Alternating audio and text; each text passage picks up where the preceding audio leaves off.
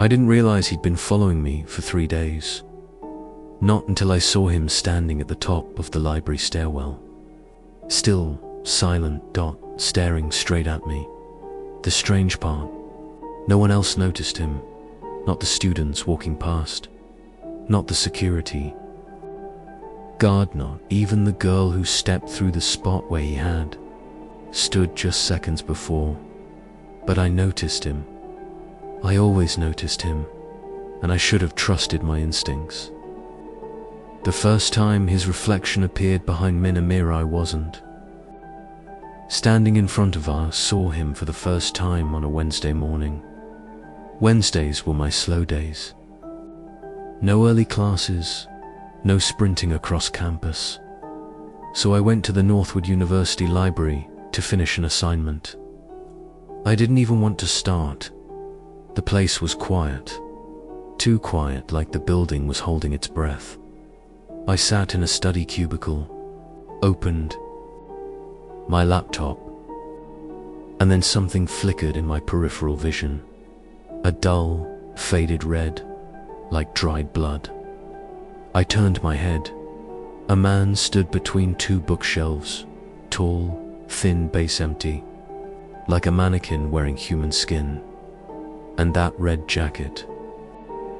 Old, faded, frayed, who wasn't holding a book. He wasn't doing anything. He was staring straight at me. I thought maybe he was looking behind me, but when I turned, nobody was there. And when I looked back, he was gone. No footsteps, no sound, just gone. A chill slid down my spine. "Get it together, Aaron," I whispered.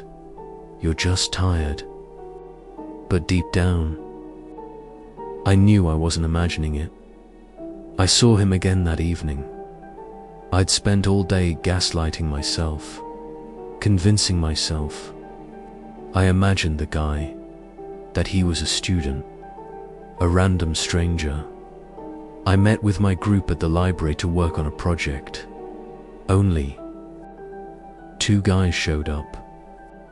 Jaden and Matthias. We pushed tables together and worked. The sun went down.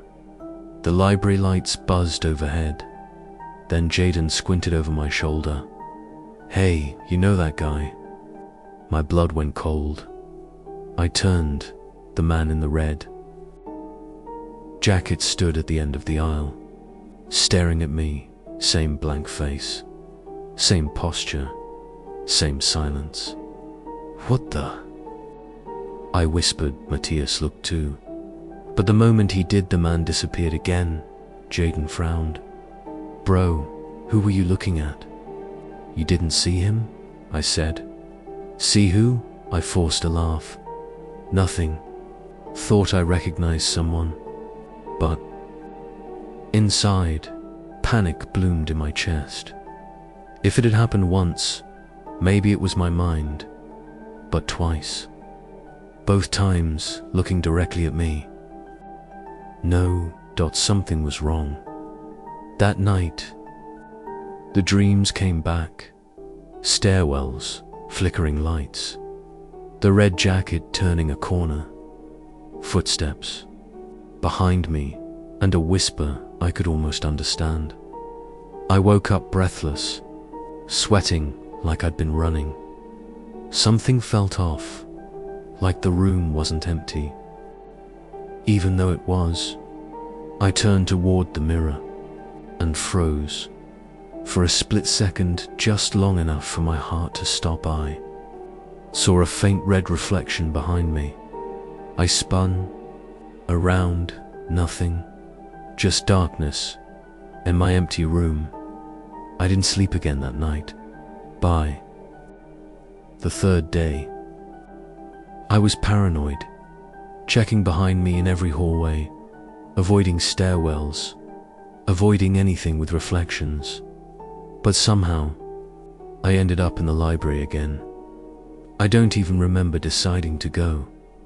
I just walked there, like something was pulling me. I searched every floor. Nothing. No red jacket. No blank stare. Until I reached the basement. Everyone hated the basement. It was cold, the lights were dim, and it always smelled like old paper and dust. I walked between shelves, trying to calm myself. Then a thud echoed behind me. A book lay on the floor, large, dusty, dot wide, open like it had been dropped.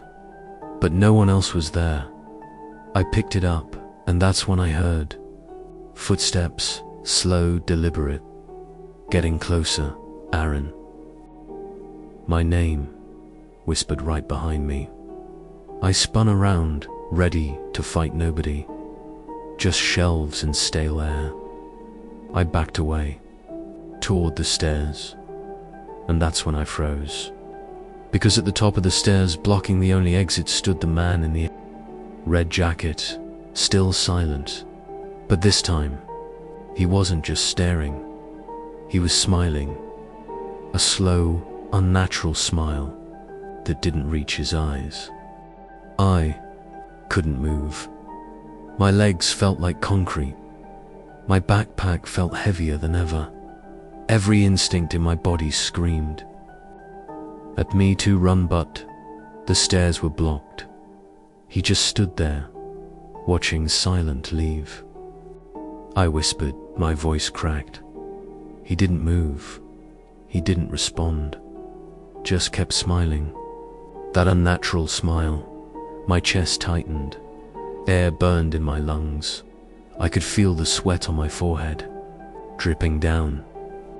Then, almost like he was testing me, he took one slow step forward. I stumbled back. My foot hit a loose piece of concrete. I almost fell. He kept advancing. I turned sharply and ran toward the shelving unit, weaving through narrow aisles. Books toppled off shelves as I passed. Every crash echoed through the basement, making my panic rise. He was right behind me, always just behind, never slipping. I reached the corner of an aisle and tried the door to the maintenance room. Locked, no way out. I turned and he was right there, close enough. I could see the cold emptiness of his eyes, the red jacket clinging to him like it was part of his skin. I screamed, not a normal screamer scream that clawed at Sir.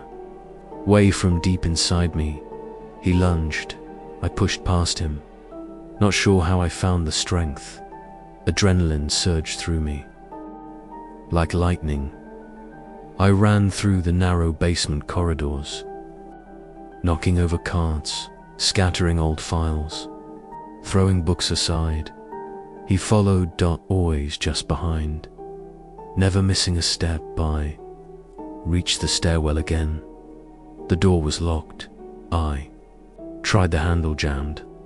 He was closer now, his hand brushing the wall as he moved. I could hear him breathing. I kicked the door with every ounce of strength I had.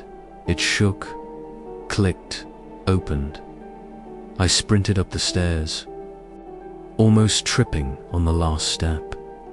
The fluorescent lights flickered above me. He came up behind me, and for a moment, I thought I'd never make it out alive. I burst into the main library floor. Air hit my face like a gust of wind. Help! Someone help! I screamed. Students looked up, startled. But when I turned, he was gone. Vanished into the shadows, like a predator slipping back into the dark. I didn't stop screaming until a security guard came running. He grabbed my shoulder. "What's going on?" he shouted. "A man. He's been following me. He was in the basement. He tried to." My words tumbled over each other. I was shaken too. Hard to finish the sentence. The guard called for backup immediately. Other officers arrived in minutes. We searched every floor, basement, stairwells, storage rooms. No sign of him, only the echoes of my footsteps and the scattered books left behind. The officers told me later the man was seen on campus surveillance, but they couldn't identify him. No ID, no records. I was advised to be careful. Never go to the library alone. Avoid empty floors. But I couldn't stop thinking about him. Red jacket, empty eyes, silent smile. He was still out there, waiting. I could feel it, and I knew he would come back. To my dorm, the campus was empty. Only the hum of distant streetlights filled the air. Then, a sound step. Behind me, another closer. I turned, nothing. I started to run, backpack bouncing against my shoulders, footsteps echoing mine. Then I saw him. Red jacket, eyes cold, smiling. You can't hide. He whispered. I screamed. Adrenaline took over. I sprinted toward the dorms, just as he reached for me. A group of students came running from a nearby quad. Hey, stop, they shouted. He hesitated, gave me one last stare. Then he ran. I collapsed onto the ground, shaking uncontrollably. The students called campus police immediately. Officers arrived, checked the library footage. They saw him, clear as day. They sent alerts to all students. By the end of the night, I was safe, but the fear didn't leave. It lingered. Every shadow felt like him. Every red jacket, a threat. And I knew he would come back. Thank you for listening. Another great story is next. I was 7 years old. It should have been a normal day. Just a trip to the library, ice cream in hand, a few blocks from the mall.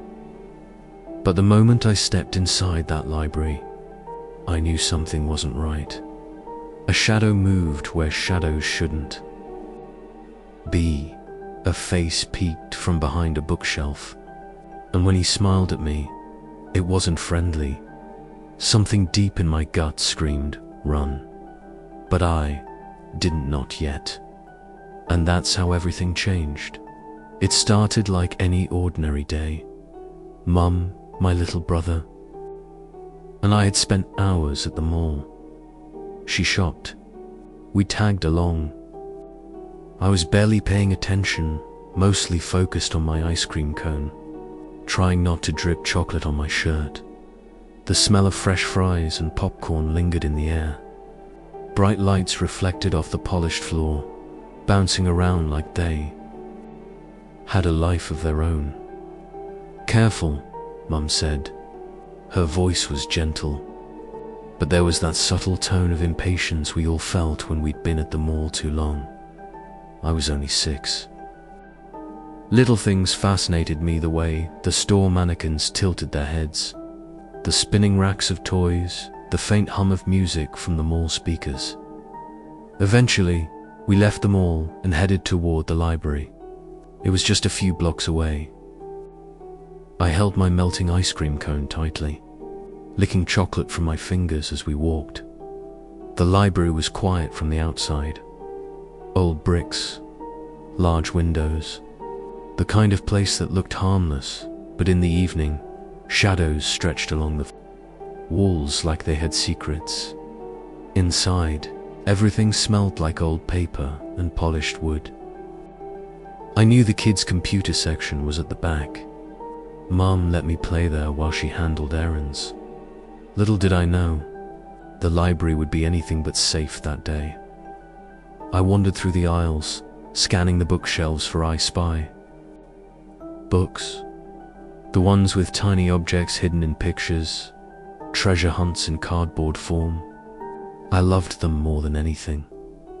Then I noticed him, half a face, peeking from behind a bookshelf.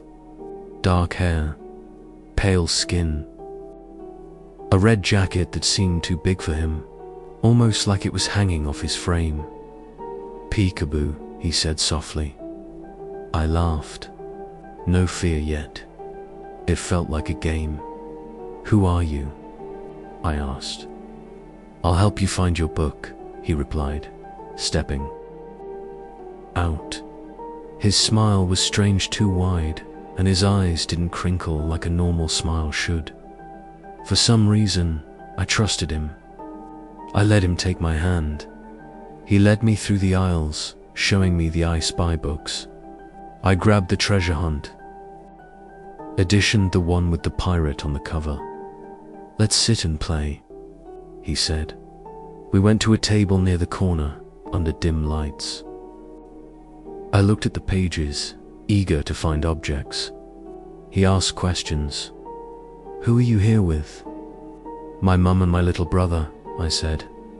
Everything felt normal, almost safe. Almost.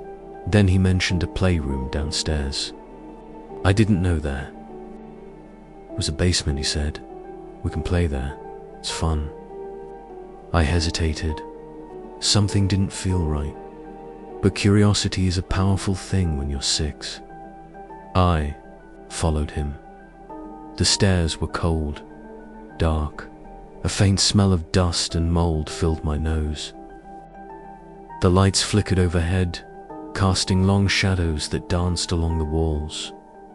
The basement was empty, silent except for the faint hum of fluorescent lights. Toys were scattered across the floor. Lego sets, blocks, chairs.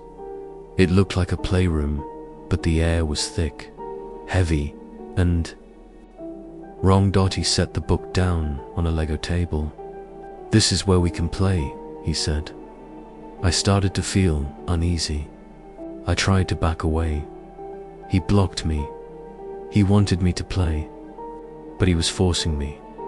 And then, over the loudspeaker, "Will Liam come too?"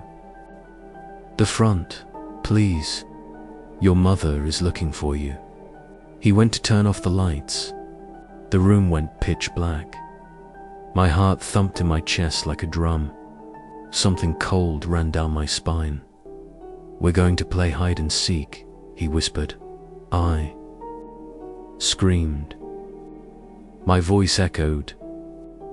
It sounded small, insignificant. He moved closer, hands reaching. I tried to move backward, but my legs were frozen. I bolted. I didn't know how I found the courage. I just ran. My little brother flashed in my mind. I couldn't let him get me. I shoved past toys. Books toppled. Legos scattered underfoot. I hit the stairs, up. Every step, every echo felt like he was right behind me. I reached the main floor. The sudden brightness blinded me. I saw my mum. She looked frantic. "Mum!" I screamed. I ran to her.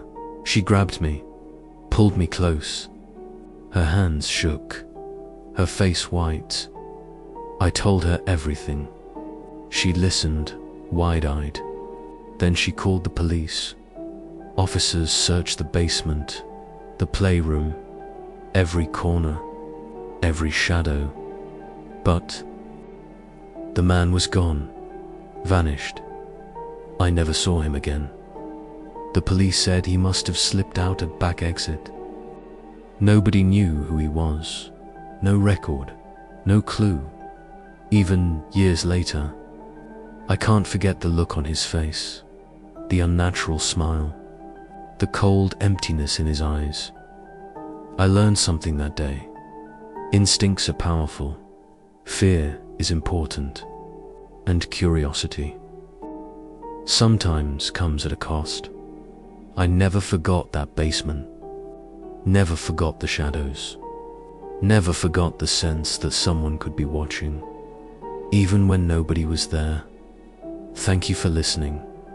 Another great story is next. I should have known something was off the moment I stepped into the library that Friday night. The hallways were silent, empty except for the faint hum of fluorescent lights. All the other staff had left hours ago. It was just me, the dimly lit shelves, and something else. I'd worked nights before. I'd walked these aisles 100 times, but that night, it felt like the library was alive, and then I heard it. A noise, soft but deliberate. Coming from the children's section, somebody or something was still in the building. I started my shift at 6 p.m. The smell of books, polish, and faint carpet cleaner filled the air. I usually loved the night shifts. Quiet, peaceful, time to finish shelving returned books and DVDs without anyone in my way. Tonight felt different. Maybe it was the chill that crept through the building despite the heating. Maybe it was just my imagination. I made my rounds, checked the main floor, locked the side doors, and ensured the computer stations were shut off. By 9 p.m., all other staff had left. I was alone. Last call, I said over the intercom. Library will be closing shortly. Please finish up and gather your belongings. 2 patrons were the only ones left. I watched them pack up, leave. The echo of the door closing behind them made my stomach tighten. I began my routine, tidying chairs, taking out garbage, restocking books. I grabbed the box of returned DVDs, walked past the horror section. Everything was silent, then dash clatter.a. Book fell from one of the aisles. I froze. No one should be here, I muttered. I approached the aisles slowly, picked up the book. Nothing else. Shaking my head, I continued my work. DVDs, then books, alphabetically. Everything in order then. Another noise. 2 books, knocked off the shelf. This time closer. Someone was in the library. I could feel it. I called out. Excuse me, the library's closed. Silence then. A growl not human. Or at least, not entirely. It was deep, guttural, animal-like. Books tumbled onto the floor from somewhere down the aisle. I crept closer, every nerve alert. And then I saw her. A woman in a nightgown. Wild eyes. Disheveled hair. She was throwing books, making sounds that made my skin crawl. I didn't wait. I ran to the office, locked the door, closed the blinds. Heart pounding, I picked up the phone. Dialed 911. She's in the library. I think she's dangerous. I can't approach her, I said. The operator asked me to stay calm, keep her in sight. I opened the blinds slowly. She was right there, outside the office, staring in. Her pupils were huge, black, and unsettling. She banged on the glass, screaming gibberish. The fear hit me like a wave. I'd never seen anything like this. Sirens in the distance.